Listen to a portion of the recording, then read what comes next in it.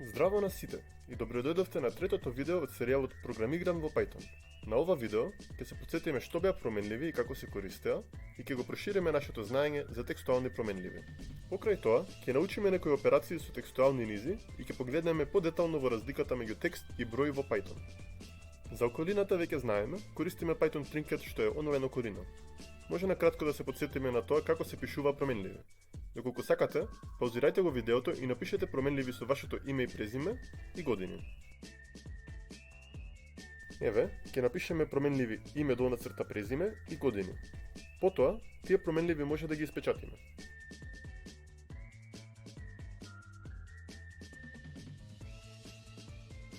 Супер, ова е нешто со кое што се сретнавме минатиот час. Сега, ние се сретнавме со текст во Python и со променливи кои во нив чуваа некој текст како вредност. Меѓутоа, единствено нешто што знаеме за текст е дека стои меѓу наводници. На овој час ќе се запознаеме со начинот на кој функционираат текстуални променливи во повеќе детали. Например, Python текстот повеќе го гледа како низа од букви, бројки, символи и така натака. Овие со еден збор се нарекуваат карактери.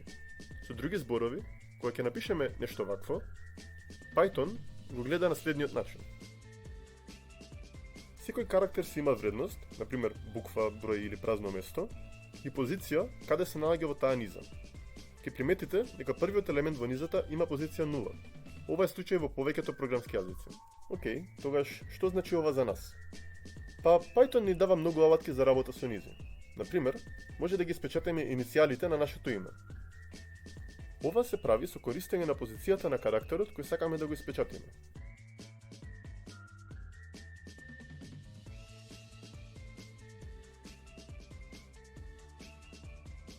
За да го земаме карактерот на, пример, трета позиција, би напишале име долна црта презиме и во средни загради бројот 3.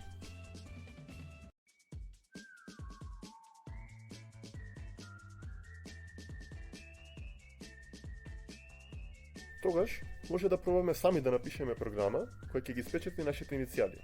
Ако сакате, паузирајте го видеото и обидете се да напишете програма во која се чува променливата со вашето име и презиме и каде ќе ги испечатите вашите иницијали со користење на нивните позиции. Океј, така се користат позиции за наоѓање на карактери. Уште едно нешто важно за ова е дека може да користиме и негативни позиции. Например, име долна црта презиме и во загради -1 ќе го даде последниот карактер во текстуалната низа. Име долна црта презиме -2, предпоследниот и така натака. Вака може да наоѓаме поединечни карактери во текстуална низа. Но што ако сакаме да најдеме дел од некој текст? Па во Python може да напишеме нешто вака.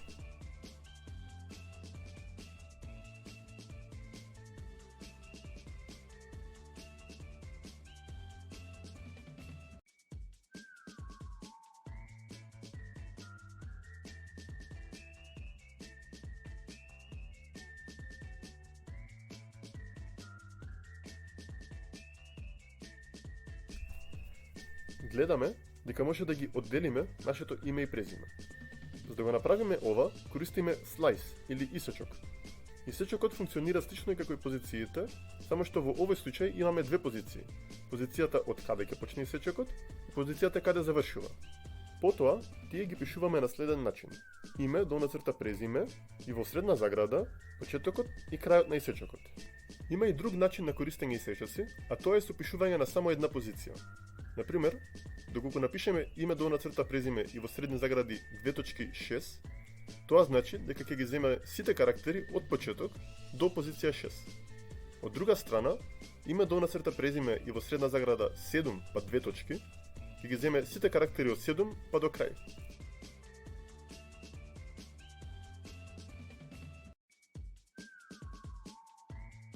Имајте на ум дека позицијата каде почнува исечокот е вклучен во новиот текст, но позицијата каде завршува не е вклучена.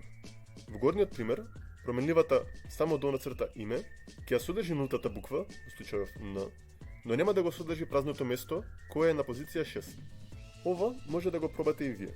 Паузирајте го видеото и пробајте од променливата која го содржи вашето име и презиме да направите променливи кои ги содржат само името и само презимето.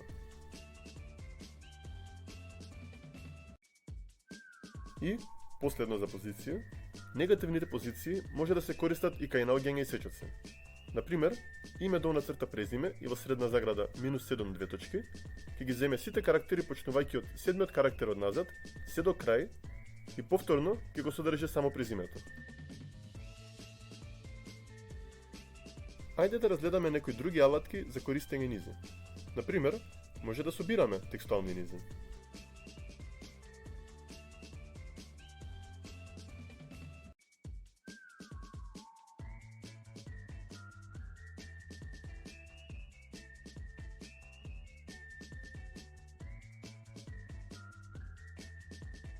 Меѓутоа, треба да внимаваме. Не се додава празно место кога се додаваат текстуални низи, што значи треба самите да внимаваме на тоа. Покрај тоа, да пробаме да направиме текстуална низа, вклучувајќи ги нашите години.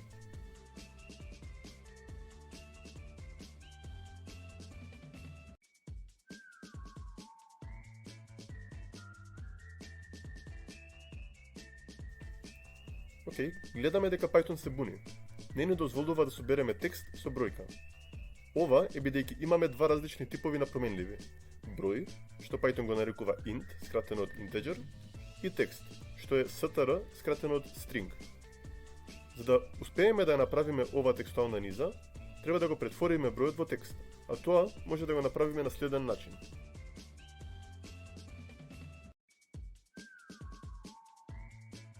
Во иднина ќе се сретнеме и со други типови променливи, како децимали, листи, речници, класи и така натака.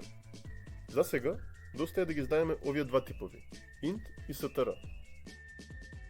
Последна алатка што ќе ја научиме денес е input. На сличен начин на кој print ни дозволува да прикажеме текст на екран, input ни дозволува да внесеме текст од тастатура. Ќе се вратам на задачата каде се одделува името и презимето. Тука можам да ја заменам променливата име долна црта презиме со следниот код.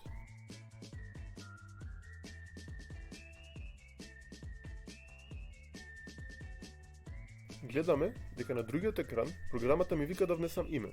Океј, ќе го внесам моето име и презиме и програмата повторно работи како и претходно.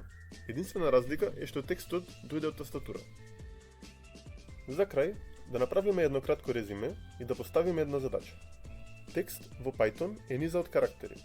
Овие карактери може да ги пребаруваме по позиција. Може и да наоѓаме исечоци. Може да собираме текстуални низи, но не може да собираме променливи од различни типови.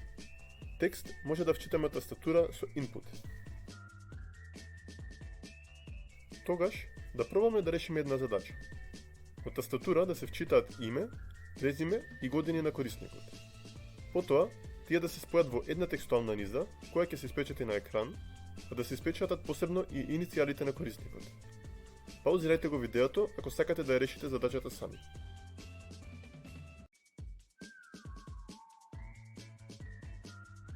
Со ова, стигнавме на крајот на ова видео.